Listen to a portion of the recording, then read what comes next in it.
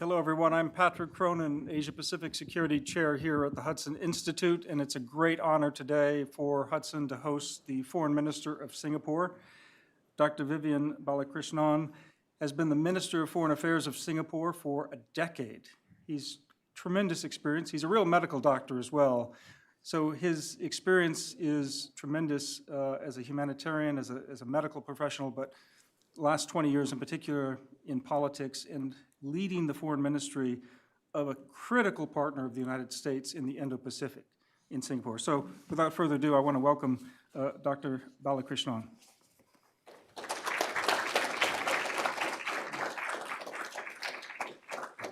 And I want to invite you to give some initial comments, either sitting down or standing up.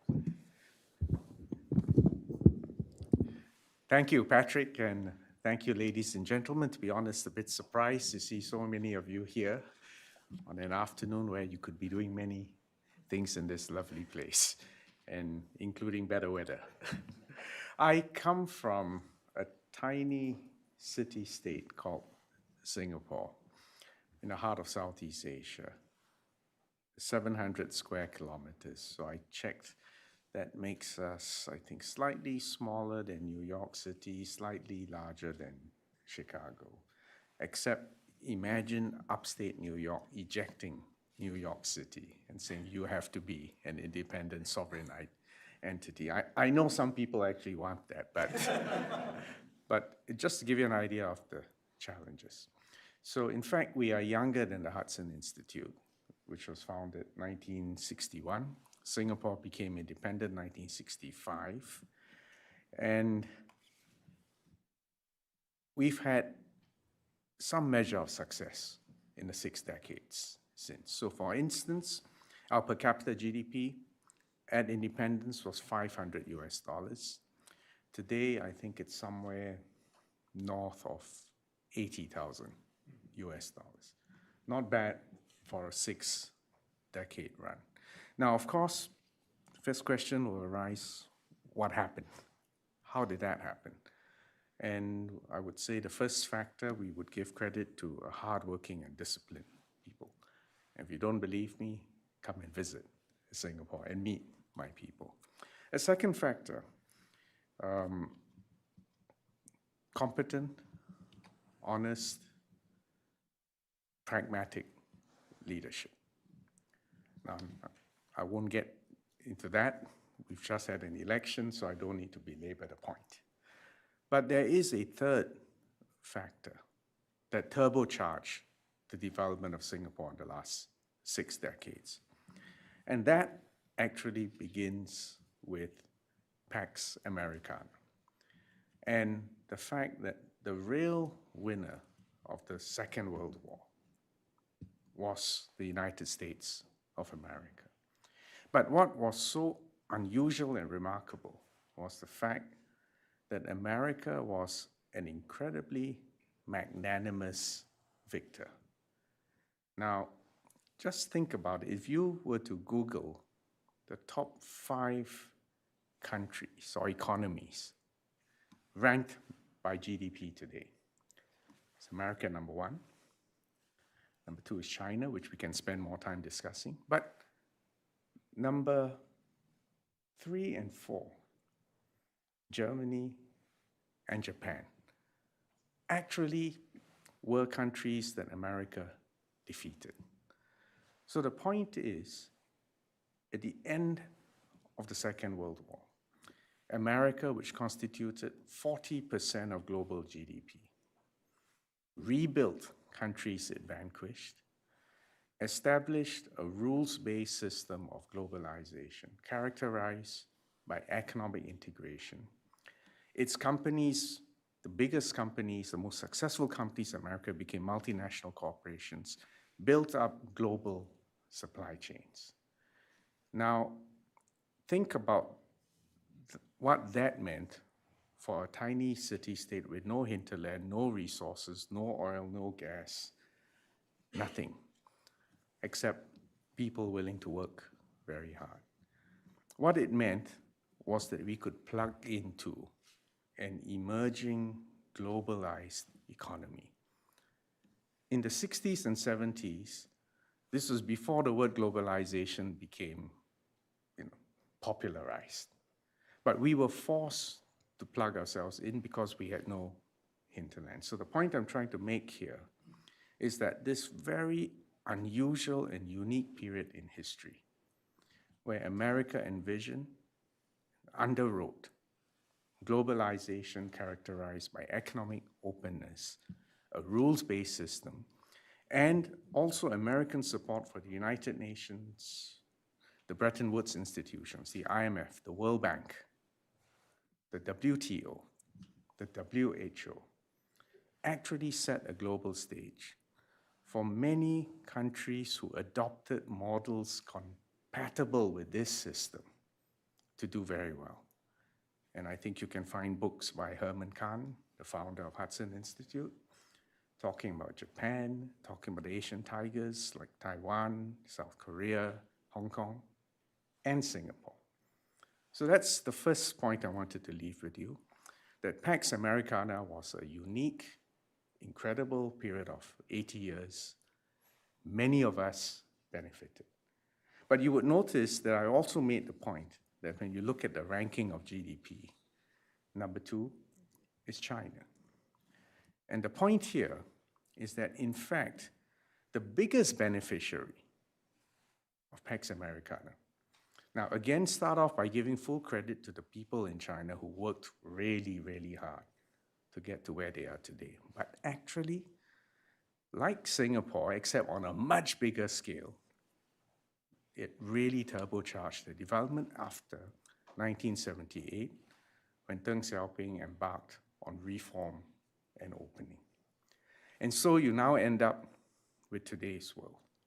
And one other statistic which I want you to bear in mind is that the share of global GDP of America is no longer 40%. It's now about 26%. Now, in absolute terms, American GDP has grown. The American economy actually is the envy of many other economies all over the world. But that relative share has shrunk.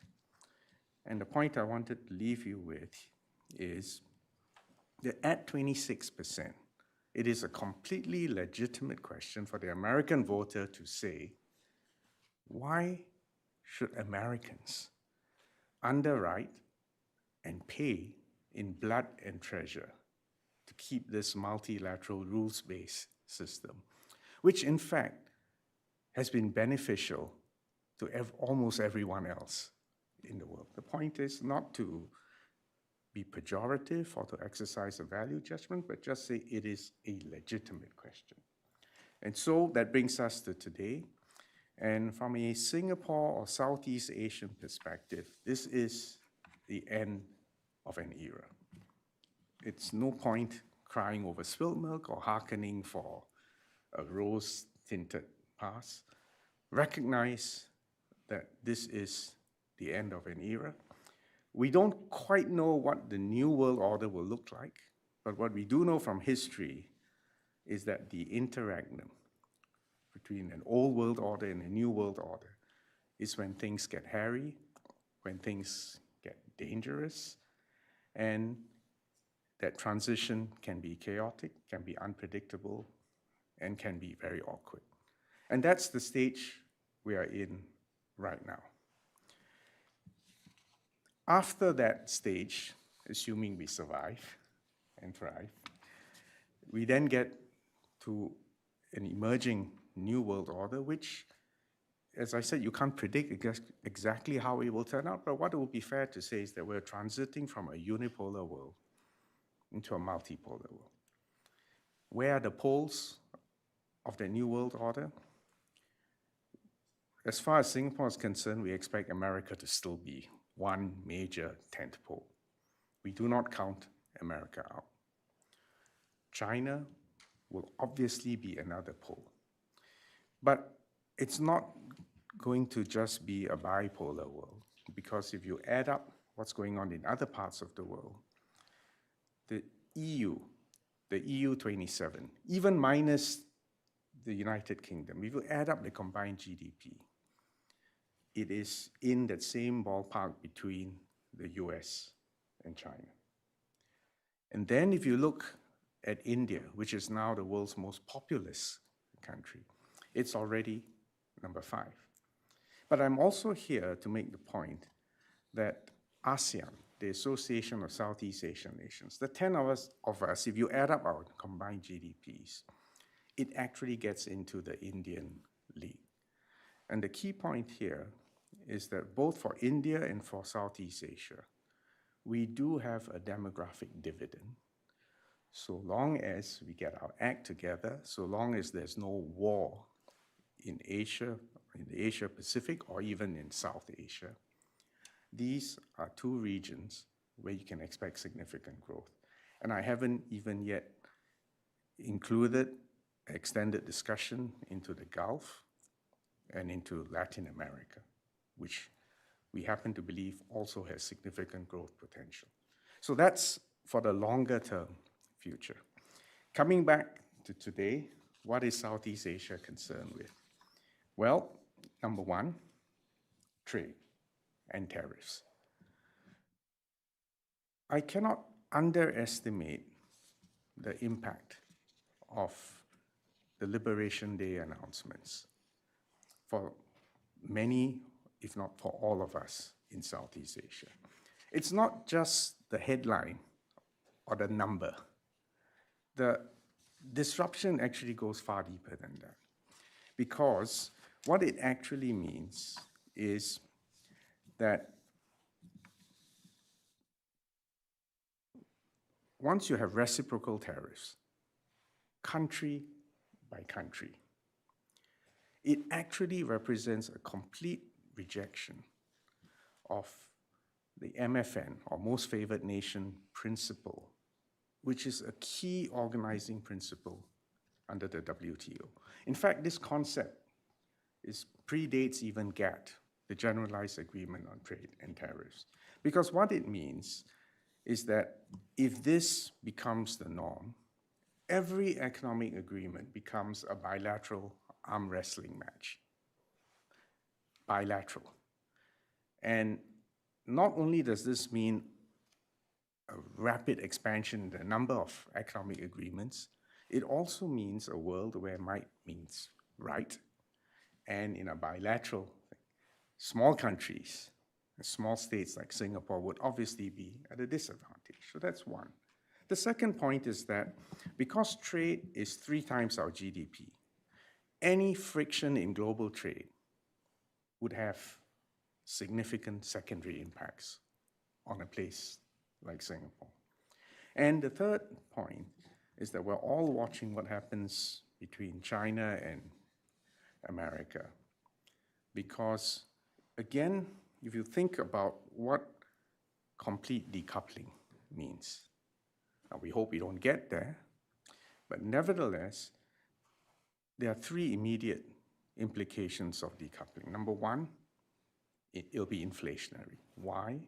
Because for 80 years, we've organized global supply chains on the basis of efficiency, competitive advantage. Managing inventories the organizing principle was just in time. If you now prioritize resilience and national security, and if you overdo that dial, by definition, you're no longer working on the basis of cost effectiveness and efficiency. You will not be organizing your inventories on the basis of just in time. It'll be just in case.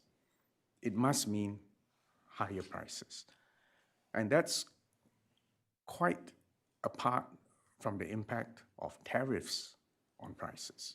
So that's first impact, inflation. Second, if you have significant decoupling, you really set the stage for a more disrupted, dangerous world because interdependence is reduced. And the downsides of embarking on disruption actually are apparently reduced. So you will get a more bumpy, spiky, awkward world. And the third point is, again, I think a point which Herman Kahn would have appreciated, because he was a techno-optimist, is that for at least a century or 2, the world has operated basically on a shared and single technological stack. If you make a discovery, you file a patent, you publish how you did it, you have a temporary monopoly. Others get to work on your discovery. You stand on the shoulders of giants. Science, technology accelerates and accelerates increasingly quickly. In fact, we're now on the cusp of a revolution because of digital technologies, especially AI, the energy transition, and biotechnology. But if, in the name of national security and geostrategic contests, you break that apart, instead of all of us working on a single stack, we are now in two different and maybe isolated stacks. It must mean a reduction in the speed of progress.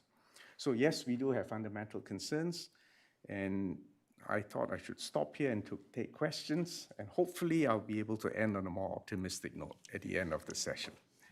Thank you.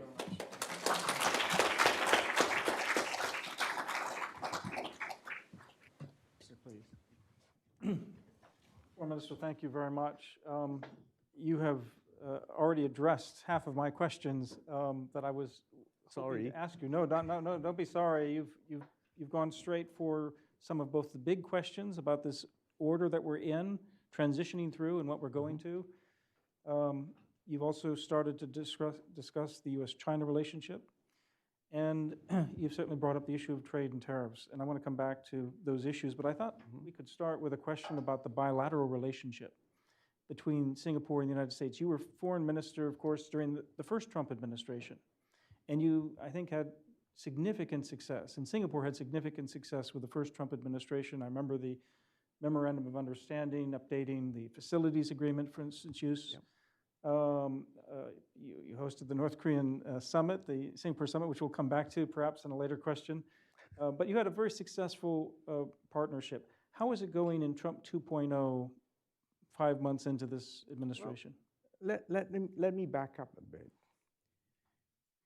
You know, I started off by saying we were a beneficiary of Pax Americana.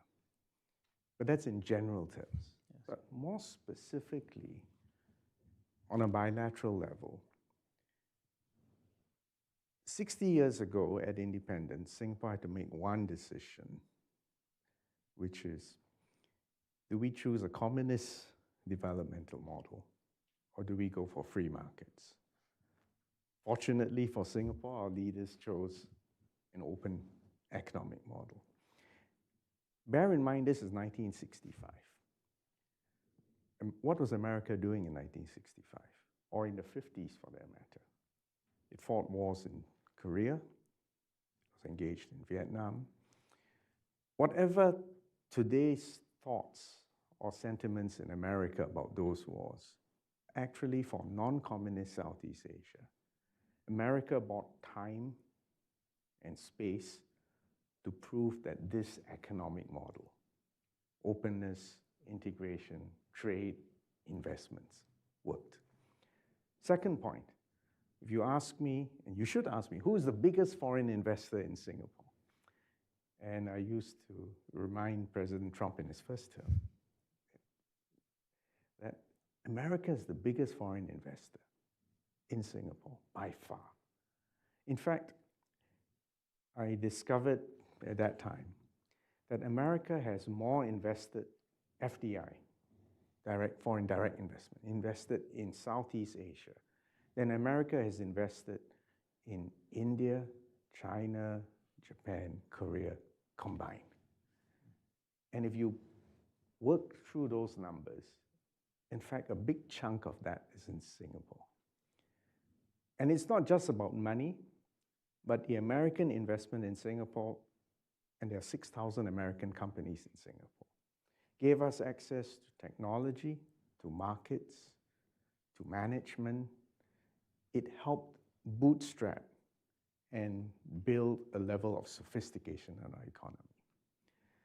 Now, because of America's engagement, both security and economic, America actually has been a welcome, benign, and benevolent hegemon.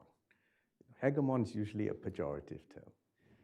But actually in Southeast Asia generally has been a welcomed force for stability and development.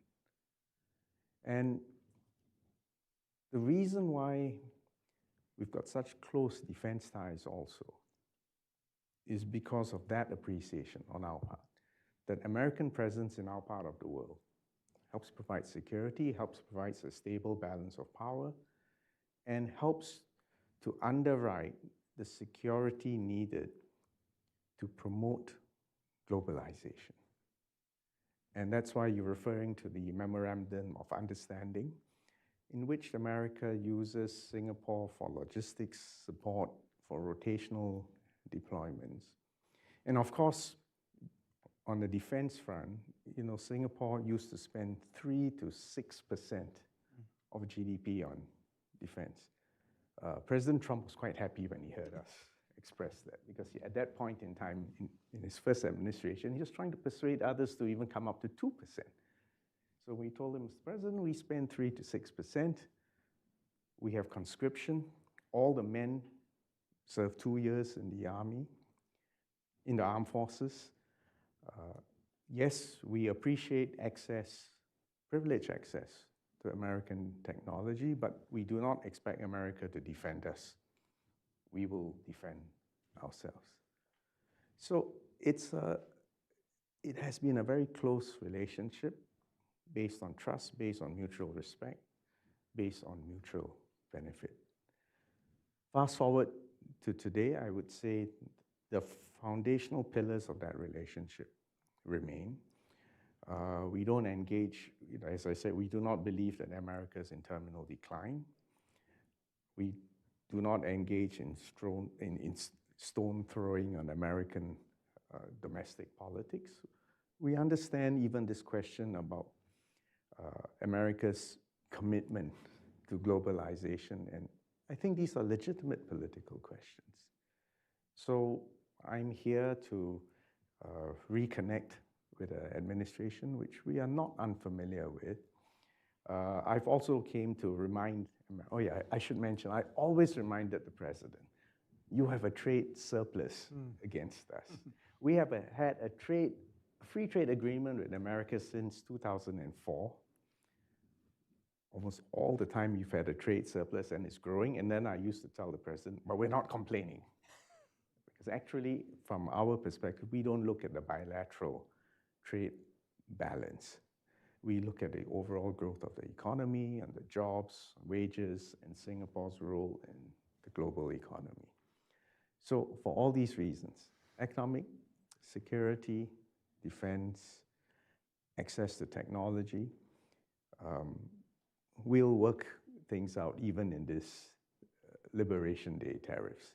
It helps that we are at 10%, which I think is almost a kind of a baseline, perhaps, revenue-raising measure. We still have concerns about sectoral tariffs, but we'll see how that works out. But what I am reassured is that we're not the primary target of these tariff measures. But I have expressed concern that the secondary impact can affect us adversely. And that's what we need to work through carefully in the months to come. Well, that's a wonderful answer to a difficult question.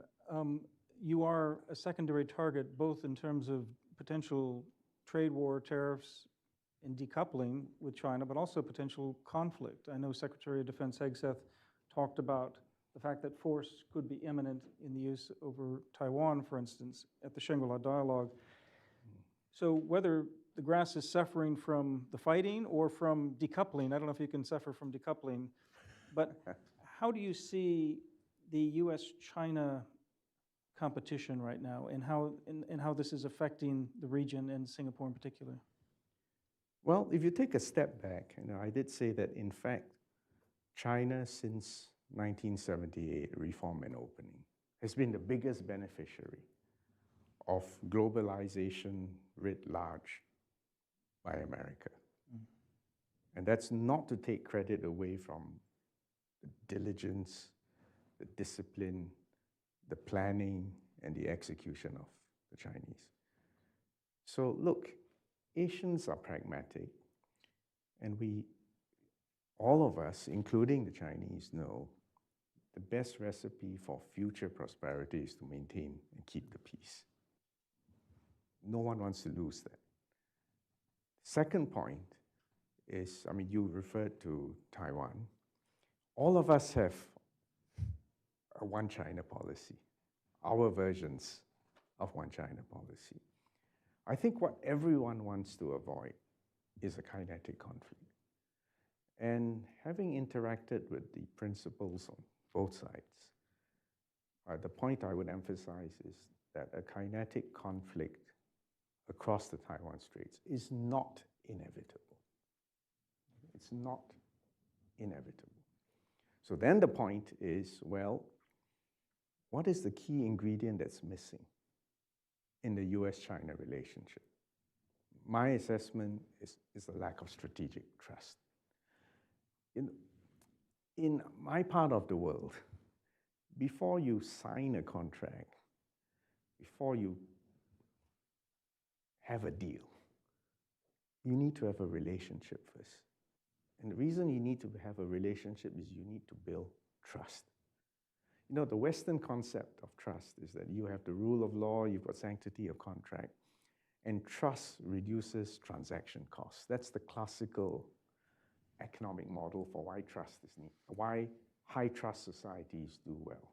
Well, the diplomatic equivalent is that you need strategic trust between two superpowers or rising powers. Because without that trust, you can't assume good faith. You have to take precautions. And every precaution that you take, I have to worry about it being an increased threat to me, and I have to take precautions, and you end up with an escalatory spiral. So in Asia, it is very hard, and you come to me and say, look, I'm going to compete with you in some fields, I'm going to cooperate with you in some fields, and in some fields we're going to confront one another. I think that's not conducive to relationship building and trust building. So the more phone calls, the more mutual visits, the more constructive efforts on dealing with the global commons. And I was involved with the climate change negotiations. Well, this is obviously during the Obama administration. The Paris Agreement of 2015, I can tell you from personal experience, would not have been possible without convergence of both America and China. And what we do know is that we're now getting into a world where the challenges of the global commons, climate change, pandemics, or even the risks, potential risks from AI, will require cooperation, will require convergence. And it is our hope in my part of the world that you establish a modus vivendi,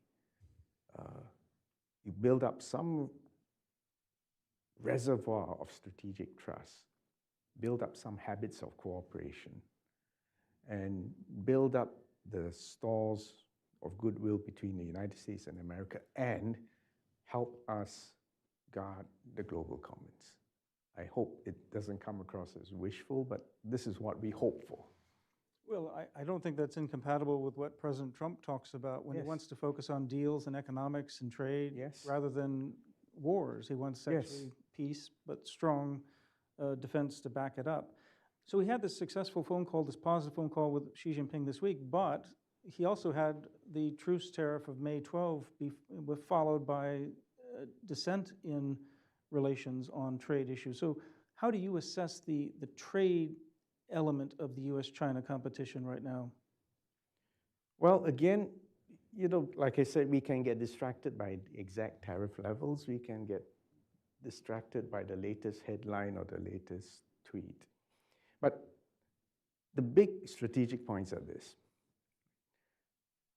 America and China do need to have constructive economic interdependence. First point. Second point, is actually the domestic and international imbalances were actually not tenable. What do I mean by that? If you were to look at the structure of the Chinese economy, consumption as a percentage of its GDP is much lower than the American share of consumption of American GDP. The Chinese have been investing a lot in manufacturing capacity, clearly at a level that exceeds what their domestic consumption is capable of absorbing. China has become, in effect, the factory of the world. Now, if American deficits, both your budget deficits and your trade deficits, continue to escalate, that's not sustainable either. Now, in a sense, for maybe 30 years, the American consumer has benefited from low-cost manufacturing from China. That's what Walmart really represents. And the surpluses that were building up in China was recycled to buy T-bills, which therefore, in effect, lowered interest rates in America. So you had, at least for a while, a virtuous cycle of low-cost goods and low inflation. But all this was happening whilst you had some very structural imbalances, domestically and globally, in the economic structure of both China and Russia and the United States. You see my point? So yes, we've had a good run, but that run is not sustainable. And actually, there is a need for domestic restructuring, domestic economic restructuring, both in China and the United States. And without that domestic reform, and without the confidence and political consensus, domestically first, it'll be very difficult to arrive at convergence internationally. My point is that politics, foreign policy, and trade policy actually begin at home. So it will take some time. But what you can't do, and I speak here as a physician, most times shock therapy is more traumatic. I prefer elegant surgery. You don't prescribe shock therapy? No, no, you see, the point is this. One of the hardest surgeries to do, which I don't do because I only work on the eyes, I operate on eyes, is to operate on a live beating heart. Imagine trying to stitch vessels a few millimeters while the heart is still beating. Well, our economies, you can't press a stop button and say, let me restructure it. Economic restructuring is like operating on live beating hearts. And in this case, in a democracy, every cell has a vote. So don't underestimate the challenge. But from where I sit, don't resort to the reset button or to shock therapy. Make elegant, targeted surgical interventions. Easy to say, hard to execute. Yes, sir. I want to open up to the floor. Questions for Dr. Balakrishnan. I have a lot more questions, but if there are hands who want to ask a question, raise one. A microphone will be forthcoming, sir, right here up front. Thank you. Hi there. I'm Nigel, Singaporean, just graduated from Georgetown. It's nice to see you, Mr. Minister Balakrishnan. Have you come home yet, or are you still based here? I just started working here. So that's kind of what my question is. Yes. In this, related to, in this more tumultuous and uncertain world, what kind of role do Singaporeans abroad have, and especially here in the US, in contributing back home and also to the United States? And what do you have in mind based on your conversations recently with leadership here? Well, first, I hope Singaporeans like you will continue to have access to academic institutions here. Second, access to jobs, not because I want you to stay here forever, but I do want you to have opportunities to expand your horizons and your networks and pick up new ideas and then find a way to integrate those ideas and networks back into Singapore. So fortunately, but that's where the diplomacy comes in. Just to remind everyone here that we have good and close relations, both economically, defense, security, and diplomatic. And to the extent that that can be used to expand opportunities for young Singaporeans like him, that's part of our mission. So the key point is make sure you're learning something new, make sure you're meeting and expanding your networks, and keep an eye for how that translates into opportunities for Singaporeans back home. I think there's still a lot that we can and should do together with the United States. It's a very important question for those of us who also teach at university, to make sure that best and brightest are coming from around the world to our universities to contribute, that we can learn from, that we can employ in the future if they want to stay here and work for a while. Yeah. But I want to ask about the critical technology challenge in intensifying Yes. U.S.-China technology race, if you will, including over AI. You mentioned also biotechnology, energy. How does Singapore, how do other countries navigate the need, in the case of Singapore, to be this wonderful open trading hub, and at the same time a compliant, rules-based, trusted supply chain provider, if those are two opposites? It's actually not, well, let me put it to you this way. Let's think about a bank and think about a safe deposit box. Right? If you're going to leave your family jewels, heirlooms, in a bank's safe deposit box, what is it you expect? You expect the bank to be honest. You expect the bank to be secure. You expect it to be reliable. You want to be sure that it will not leak to the box next door, and that the custodian has more at stake in maintaining this reputation than in engaging in either simple theft or leakage. So herein lies the challenge, but also the opportunity. Right? For whatever reasons, domestic politics or economic contest, we know that there will be a bumpy time between the US and China. We know that not just tariffs, but export controls and even access to critical minerals will be part of this argy-bargy that goes on between the United States. Well, what I told my counterparts here is that Singapore does not work on the basis of original sin, meaning I'm not going to exclude a company because it's one of the 6,000 American companies. But I cannot afford to exclude Chinese companies engaged in bona fide economic activities in Singapore. So don't make me choose between American companies or Chinese companies.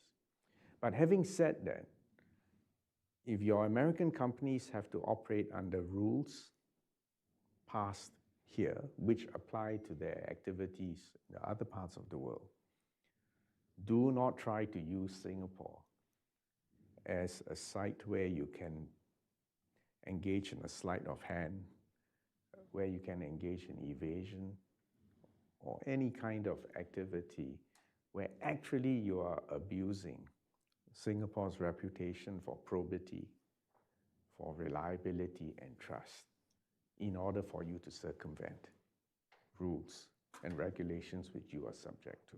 Now, I would take the same position for a Chinese company or a European company or any other company.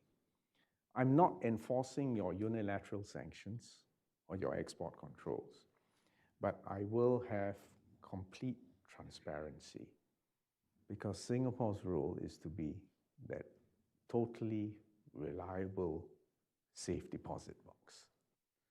So, it may get challenging and it gets hairy, but I think there is still an opportunity for a place that is as rule-bound and reliable as us.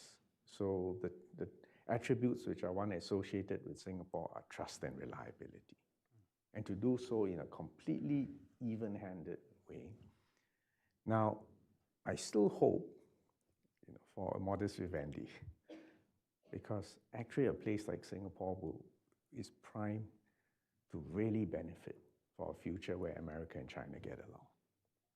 And also a world where the other poles of the world are also at peace and engaged in mutually constructive economic and political relations. So that's what we're trying to do. Well said, but easier said than done, perhaps. Easier said When you than think done. about high-end chips going to China and trying to stop them, or Chinese critical minerals being cut off and magnets being cut off, and the effect that has on others. So if you ask me, I think it's a bad idea Yes, sir. to try to trip each other up between these two superpowers. But it is not for me to tell you, how to do it. And it is not for me to be abused and used to get around those rules. That's the point. Understood, and I think that's why the Chinese and American leaders are trying to work out what are the boundaries of this deal, what are the boundaries of competition. There are other questions from the audience, I'm sure. And I still have more. Yes, sir, right here in the front. There's a mic coming. One is coming. Hi, thanks, Minister. I'm Daniel. I work downtown. My question, I want to touch on the trust piece, is do you think that Singapore, I mean, you guys clearly love to have a trusting relationship with your partners. Do you think that Singapore has been afforded that same trust from countries like America and China? Do you think that the US historically and I guess recently has treated you guys with the same level of trust that you expect from them or afford them? Yeah, that's a good question. So far, in our 60 years of existence, I would say we have been able to operate with trust between both us and the US, us and China. And we need to maintain that. And that's why, sticking to rules, being radically transparent, and that's why that analogy of a banker, right? And making sure your safe deposit boxes don't leak is important to me. Having said that, I think behind another sub-question behind that question was, do we have any complaints, right? So, yes, we do. After all, and after reminding you that you have a surplus against us, by definition, you shouldn't be applying tariffs against us, for instance. So I can, if I wanted to make a complaint, I can. There are lines that I can pursue. But be that as it may, my greater anxiety is not so much what the US does, but what license American behavior gives to other big or middle powers. Because a breakdown, and I referred to it in my introductory remarks, a breakdown in a rules-based multilateral system and everything degenerating into a series of bilateral arm wrestling matches is inimical to small, open, vulnerable states like Singapore. So that's what I worry about more. The secondary and tertiary effects of a breakdown of norms of behavior, dispute resolution, and ways to conduct business. Norms, rules, policies matter. These are the two different perspectives in world affairs, though, right? Where you have big powers right now not happy with being bound by rules, and all the others saying, if we don't have rules, how can we help to protect ourselves? And yes, but you see, America America is a blessed country. We are. If you were to go completely isolationist today, yes, you would be less wealthy, less prosperous, progress will be slower. But guess what? You're not going to starve. You're not going to be short of water. You're not going to be short of energy. You've got a continent which has been blessed with natural resources, people. You've actually got great neighbors called Canada and Mexico. And you've got two oceans as buffers. The point is, America can afford to be isolationist. But that's not necessarily the case for other powers in the world. You remember a time when America was the largest importer of energy. And the Middle East was important not just for its conflict, but as an energy resource. Well, the world has moved on. Do you remember the first Gulf War? Iraq invaded Kuwait. It's an interesting parlor game to say, well, if a similar thing happened today, would America feel a need to intervene? Because is America's energy security at risk? The answer is not. Similarly, when you asked about the South China Sea, there are two strategic vulnerabilities which I believe China is most concerned with. You know, for most of Chinese history, it has been a terrestrial, land-based power. When China was at peace and running an integrated economy for over 2 millennia, it usually constituted between a quarter to 1/3 of global GDP. Well, today China is integrated. It's running an economy. We should not be surprised it's number 2 or even a possibility of becoming number 1. What is different, however, in the last 45 years? Because China became a manufacturing superpower, it now depends on the maritime routes in a way which it never depended as heavily in its earlier phases of history. So when you talk about freedom of navigation, you talk about trade, you talk about the fact that 1/3 of global trade flows through the South China Sea, and China says, yeah, of course we believe in it. I mean, it's true. Next point. Actually, I should have answered the earlier question. Will any of my neighbors go to war with China over the South China Sea? Whatever they say, I do not believe any Southeast Asian nation is going to go to war. Because yes, they have territorial claims, and yes, territorial claims are some of the most intractable diplomatic challenges. But for every Southeast Asian nation, that agenda of items which they need to engage China on is far, far longer than the item called that rock in the South China Sea. So, what is really going on in the South China Sea? Is it really the fish and the hydrocarbons? Is it really the rocks and the sands of the atolls? Or is it really an extension of anxiety, strategic anxiety, and even deterrence between the two superpowers? If that is the real game, that the real core of the issue in the South China Sea is the contest with America, well, let me tell you this. During the Cold War, my Indo-Chinese neighbors will say we became an arena for proxy wars. No Southeast Asian nation wants to allow itself to be a theater for a proxy war again. And we hope the Americans and Chinese sort something out. You mentioned the grass suffering. I think you're actually referring to the African proverb, when elephants fight, the grass suffers. But my favorite addition is to add what Mr. Lee Kuan Yew said. He added another line to this proverb. But when the elephants make love, it's disastrous.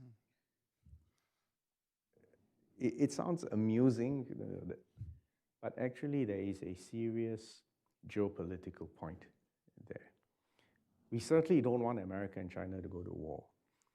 But if they suddenly arrive at a condominium and split the Pacific, and we end up in spheres of influence or control, that's not necessarily an ideal outcome for us either. We want an Asia-Pacific that is open and inclusive, that has all the superpowers having stakes in our prosperity and therefore peace. We don't want to be forced to choose, but we don't want to be left with no choice either.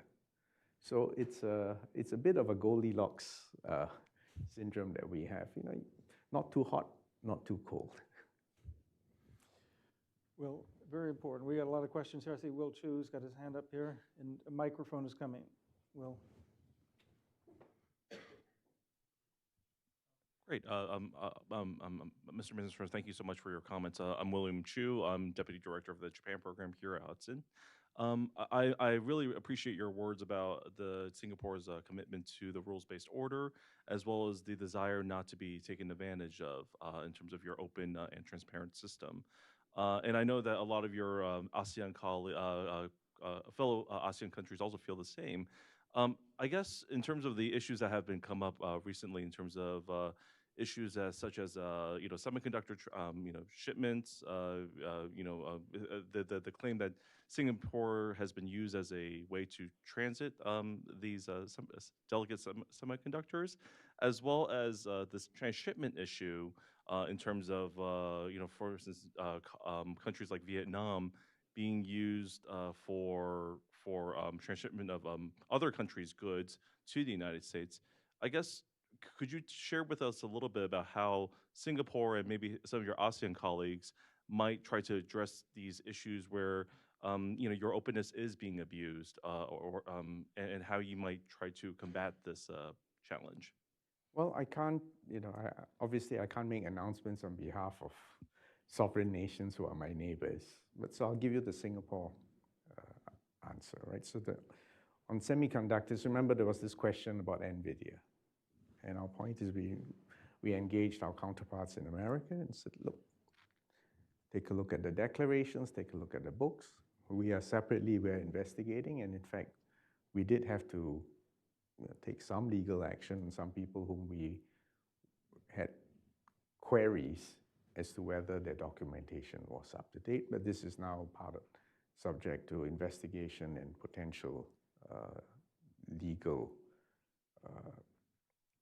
action, so I'm not going to get sub judice on that. But the point is transparency, openness, and provide that assurance, and also tell everyone we're not going to tolerate. The other point you're making is about, actually, it's called rules of origin, which every free trade negotiator knows about. And you've got to make sure that the declarations are accurate and that you play according to the rules. And that's the way we operate in Singapore. So you've got to do this consistently, and you've got to build a level of trust. And I think it can be done. And I would say, at least from my interaction so far in the last few days here, that the level of trust in Singapore is high. And that's good. And I need to make sure, both in terms of government regulations as well as the economic entities in Singapore, behave in a way that trust is not abused. So far, so good. Excellent. Yes, sir. Thank you. Ken Moriyasu from Nikkei Asia. Yes. Could we talk about the North Korea issue? Yes. Last time in the first administration, you hosted the first meeting between Mr. Trump and Mr. Kim. On this trip, was there any indication from the Trump administration that they would like you to host it again? And just out of curiosity, you're one of the very few foreign ministers to have spent time with Kim Jong-un. Can you share some anecdotes of what you thought? And the difference between last time and now is that North Korea has a deep relationship with Russia. What's your analysis of that? Do you think a meeting between Trump and Kim could alter that relationship? Thank you. Well, the short answer to your question is no. And the longer answer is that even the first time round, we didn't put our hand up and say, would you like to come here? What happened is I received a phone call, phone calls, both sides. Oh, you know, we would like to meet. Can we come to Singapore? Consulted my prime minister. And he said, well, you know, is it a good idea for them to meet? And to the extent that they're meeting, and if they, for a variety of, I think, diplomatic and security reasons, they chose us, and so we did it. But we're not putting our hand up. We're not offering ourselves. The other point is we characterized ourselves as a host site. We are not engaged in mediation or in negotiations. So the Oriental version of it is that we made sure the teacups were filled. But the conversation was entirely between them. What anecdote can I give you that's safe? I think the North Koreans were quite fixated on parity of treatment and esteem. So they'd ask me, what arrangements have you made for the president? You make sure you give me exactly the same thing. And I think for the other details, you might want to read John Bolton's book. I don't want to repeat it because I have to take the position that I neither confirm nor deny. It's a great question. I was going to ask it if you didn't ask it, because we're coming up on the 7th anniversary of the Singapore Summit. Yes. And Hudson is producing a report next week that will Yes. talk about the prospects for Kim-Trump Yes. engagement. Which he actually, I should have answered that too. I think time has moved on since the past 7 years. And actually, the question of nuclear proliferation now, she goes beyond just North Korea. My own assessment, after all that's happened in the world now, it'll be well nigh impossible to persuade Chairman Kim that it's a good idea to give up his nuclear weapons. But actually, that isn't the only concern I have. Because, in fact, you have to ask yourself, what are the South Koreans and Japanese thinking? And for 80 years, the American security umbrella in Northeast Asia, in fact, has been a key stabilizer for the relationship in a complicated part of the world. It's far more complicated and actually far more dangerous than in Southeast Asia. So one adverse effect of this turbulent and uncertainty in rules and security arrangements and trust is that I fear that other leaders will be having unthinkable thoughts.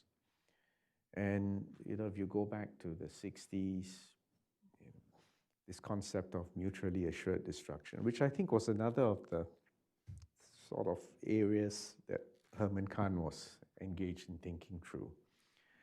Mutually assured destruction had a few close, very close shaves when there were just two big superpowers, and then yes, of course, you had the French and the British and Chinese. Can you imagine a Northeast Asia with 5 nuclear powers? Russia, China, North Korea, South Korea, and Japan. And if you're Japanese, you would know there's a lot of unfinished business in Northeast Asia. And the example, the distinction example which I often cite is it's very different from what happened in Europe, where Germany completely confessed, atoned, repented. And even to this day, Germany, I think even the current chancellor, the new chancellor, still states that the security of Israel is a reason of state. Right? Now, I mean, I know that's bringing out another issue, but my point is the reconciliation, the peace, the strength of the relationships that you see in Western Europe, and even to that extension to Israel, I worry that that same process has not occurred in Northeast Asia. So therefore, a Northeast Asia with 5 nuclear powers, which in fact has become more, not less likely, is actually a very dangerous circumstance. But that's probably another fertile area of study for the Hudson Institute. Yes, sir. Yes, Minister. I think we are out of time, unfortunately, because we have so much more we could ask you, and I know you would be so generous with your time, but we can't do that to your schedulers. So on behalf of Hudson Institute, Dr. Balakrishnan, I want to thank you from the bottom of my heart, but please join me in thanking the Foreign Minister.